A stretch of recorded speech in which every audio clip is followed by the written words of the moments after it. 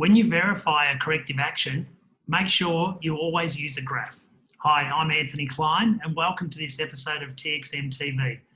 What I see when we do A3 problem solving or 8D root cause analysis is there's a step just before the very end, which is verify the effectiveness of your corrective actions.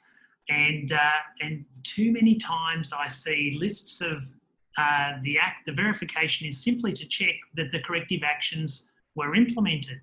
But the real purpose is to check not only that they're implemented, but to check that they're effective.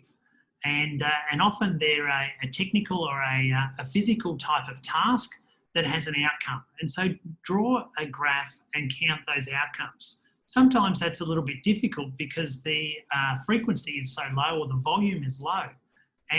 But often in that case, there's a behaviour that leads to the outcome, and that new behaviour needs to be verified.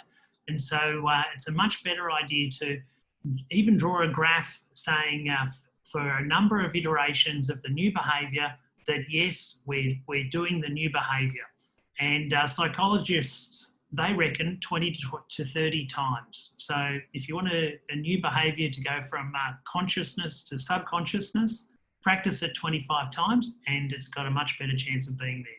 So that's today's TXM TV. I'm Anthony Clyne, and remember to have a look at our LinkedIn page and join us next time for TXM TV. Thank you.